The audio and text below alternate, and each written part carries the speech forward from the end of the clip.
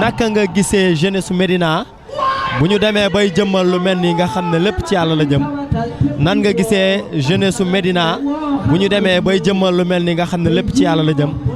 ñu ngi la ciy déglu. jërëjëf sëriñ bi dañuy dellu rek santaat sunu borom te di ñaan yàlla lii di am saa su ne parce que ñun ñi dëkk fii xam nañu njëriñam donc ñun waa Médina dañuy sant bi yàlla dogalee muy am fii nga xam ni fu ñu munti amit fii bokk nañ ci li ñu gënal ndax fii la ñu gimmee li may wax nag du bari ndaxte suma doomi ndey suma xarit Pape Momar Diop xam na bu baax a baax doomi Médina xam na lii li muy tekki parce que moom yàlla dogal na moo yoroon quartier bi nekk maire bi def fi liggéey bu am solo nag ci ndaw ñi et puis di mbokk taalibe bu baax a baax teewoon ko daaw ñu ànd fi ñëw fii ndaxte ñu nit ay ndaw yu Médina la ñu ba tey rek xëy na xaw nañu màgget tuuti mais ci ndaw yi la ñu bokk mais li muy tekki moo di jeunesse su Médina dañu war a gën a takku gën a ànd ak fula ak fayda ndaxte lii am ci daara ji du dara loolu wan la yoon pour nga sàmm sa ngor wan la yoon pour nga góorgóorlu wan la yoon pour xam ne li am solo mooy liggéeyal Sëñ Tuubaa li am solo mooy topp ci li yàlla gërëm te bàyyi li nga xam ne yàlla gërëmu ko donc ñuy sant bu baax a baax daayira bi parce que ñoom ñu ngi liggéey ci wàll boobu bu baax a baax ak waa Médina yéen it ñu ngi leen di gërëm ndaxte ay ndaw ngeen mais ay ndaw yoo xam ni seen ëllëg a leen gënal seen tey donc ndaw bu mel noonu porté na valeur boo xam ne ñun ñëpp buñ ko porté foog naa ni sunu dund tey dina baax te sunu dund ëllëg dina gën a yomb donc la leen di gërëm leen ñaanal tey wax ni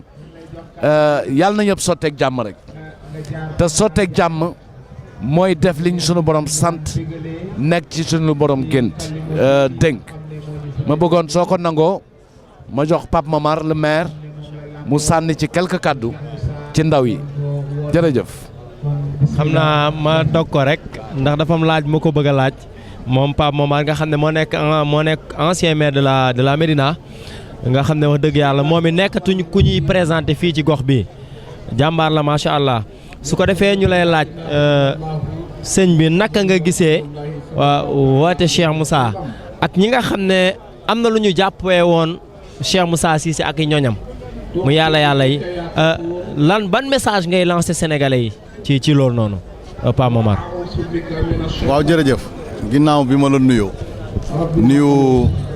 sama frère sama xarit le ministre porte-parole Seydou Gueye sant yàlla bu baax ginnaaw bu ñu sante yàlla ñaanal sëñ Mountakha yàlla may ko wér te mu yàgg fi Cheikh Moussa Cissé ñu koy ñaanal yàlla yokk ay leeram ki nga xam ni moo fiy jëriñ di sëñ Moussa Cheikh Moussa Touré yal na yàlla dëgëral ay cëram li nga ma laaj dinaa ci sawar a tontu xam nga yor naa Médina fii sànq boo dégloo Cheikh Moussa Touré bu fekkee ne am nga dégg-dégg rek da ngay comprendre lépp mais lu mu wax lu ci am solo la mbir moo munti gis bu fekkee ay doomu aadama comprendre luñ ko rek ñetta nekk di ko dox di ko jëfe ñoo ko war a dox pour expliquer nit ñi xam nga bu ñu nee yàlla nit ñu bari yàgg nañ leen trompé ci loolu xëj na sax man mës naa ci bokk mais boo dégloo ñi nga xam ne ñoo ko yor ma gis nag ñu mel ni comme ni ko Seydou waxee sànq le ministre ñoom Thioune boo leen dégloo waxtaan ak ñoom discuter ak ñoom man sopp naa sëñ Moussa Touré bëgg naa ko te gisuma ko ci kaw ñoom seen wax donc liggéey bi du dul dox ci nit ñi wax leen kan mooy Cheikh Moussa Cissé ak li nga xam ni moom la toll ci Serigne Touba parce que waxu lu dul li Serigne Touba wax mais nag ñu gën a ko leeral li nga xam ne noonu la jëwriñ que du ma ne Serigne noonu la jëwriñ war a taxawee donc jàpp naa ne pour tontu ci gàttal sa question bi mooy ñun taalibe yëpp nañ jóg waxtaan ak askan wi waxtaan ak jeunes yi ñu xam kan mooy Cheikh Moussa